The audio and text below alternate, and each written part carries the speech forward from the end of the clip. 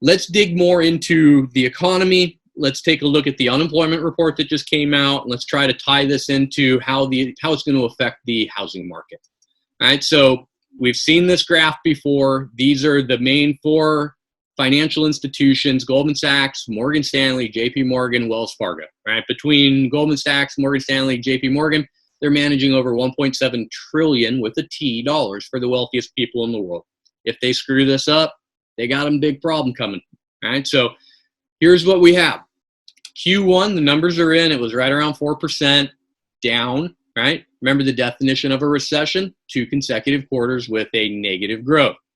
We're not going to have a formal recession until all the numbers from Q2 are in, which is basically going to be the end of August is when we're going to get that number. We're functionally in a recession. It is not actually a recession. It's a repression, because we're doing this to ourselves for various different reasons. Some of them very, very good. Some of them we'll see in the long run how they end up playing out.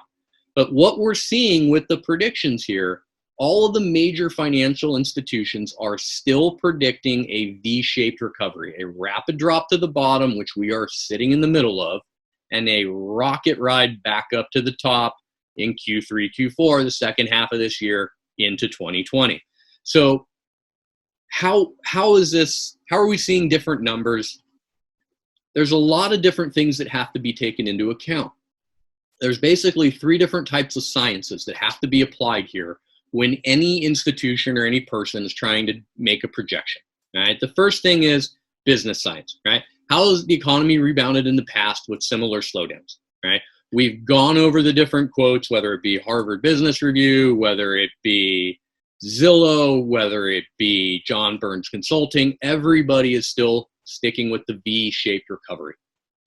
Second thing is the health science. When is the COVID virus going to be under control? And then is there going to be another flare-up in the fall? All right, those are questions that have to be answered. And then the more difficult one, the social science. So once all the business are back to being fully operational, how long is it going to take for everybody to be comfortable going out again? Movies, bars, restaurants, sporting events, flying, hotels, cruises. We'll see. All of these have to be taken into account. All right, so what are some of the experts saying? This is Sam Cotter. He's the chief economist with Freddie Mac. Right? Although the uncertainty of the crisis means the forecasts of economic activity are more unclear than usual, we expect that most of the economic damage from the virus will be contained to the first half of the year, Q1, Q2. Going forward, we should see a recovery starting in the second half of 2020. That's starting in August. That's the beginning of Q3. All right. What about CNBC? Evidence is mounting that home buyers may be coming back to the market after demand plummeted in the past month due to the coronavirus. Pretty compelling quotes. If we take a look at the home ownership as percentage, all right, we know that leading into 2008, so call it 2004, 2005, we were right up at 69%, almost 70%. That has subsequently came way back down. There's a lot of people that have questioned, is home ownership the right thing for me? And we've seen that since the end of 2015, that's come back up. Right? Home ownership rates are increasing. People are seeing the value in owning versus renting. They're seeing the value in the tax advantages, in the ability to refinance a home and lower a payment, or to take equity out to remodel or to do something else with. They have the ability of simply pride of ownership. That is increasing across the board. Here could be a reason why. There's your median asking rent price since 1988. They're not slowing down. They're only going up. And guess whose mortgage you're paying? You're paying the landlord's mortgage instead of paying your own. Right? So when we take a look at the percentage of homeowner equity, right, this also plays into the economy. Right? A lot of the questions I'm asked regularly, is this 2008 again? I really do not think it is. There is just about nothing indicating that it is. Home ownership, home equity is one of the staples of that. So let's break that down. This is an updated set of numbers from the previous show, right? This is the percent equity for homes that have a mortgage, right? So the blue, 42% owned outright, 100% owned. The green, those are homeowners, 17% of the homes in the United States, 17% of the homes in the United States. 60 to 99% equity. 28% of those homes have 21 to 60% equity. All three of those categories, right? Call that 87% of the homes. They don't need PMI. They don't need the mortgage insurance. They're in a really, really good position. Under 20%, 13% of the homes, right? The amount of equity is impressive, right? 58.7% of homes in the United States have at least 60% equity. That was not the case in 2006, 2007. 42.1% of the homes in the United States owned outright, no mortgage. The average equity in a home, this was as of January from CoreLogic, $177,000 worth of equity. If that takes a 25% hit, which is a 5% bigger hit than the housing market took in 2008, you still have over $125,000 worth of equity in your home.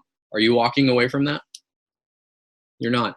Neither is anybody else. This is a slide that is going to sum up why we're not going to see the fire sale of homes, foreclosures, short sales, all this craziness that we saw in 2008, 2009. We're not in position right now to see this. If the economy stays shut down for another couple months, that can change. But where we currently are, especially with, guess what, California, businesses started opening today. More are going to open next week and more after that. So let's talk about the unemployment in a minute. But one last slide or a couple more slides I want to show you. This one is important. This is from Showing Time. This is a system that a lot of the agents use to have another agent call in to book a showing, right? It's a very convenient thing. We can see that showings were increasing right up until about March 3rd, and they plummeted right around March 19th, right down to next to nothing, and they've started to make a recovery. Little dip this past week, but they're back up. People are out looking at homes. The next slide that's going to come through, this is probably the most powerful of all the slides out there, right? So homeowners that have had any thoughts of selling, this is for you, right? Everybody else, this is what's going on with the housing market across the country. This could be one of the big reasons why the housing market is actually in a position to pull us out of this recession instead of driving it further into it. So this is a look at seller traffic in February of 2020. How much seller activity was going on? The dark blue is strong, the light blue is stable, the gray is weak. Right? So not a lot of activity going on in February. Next to nothing in March. Right? There's the coronavirus. So these are sellers. These are homes that are available for sale. This was February's buyer traffic. Everywhere except Louisiana and North Dakota, people wanted to buy themselves some homes. This is now March. Not a big drop off. When we look at these two graphics, not a lot of people on the left are looking to sell. A whole bunch of people on the right are. If you guys have had any thoughts of selling, moving up, moving down, whatever it may be, here's a very interesting statement for you. You very well might be in a position to help this economy recover. The housing market is in that position right now. If you have a reason to move up, to move down, now is the time to do it. There are a lot of home buyers out there. All right, so let's take a look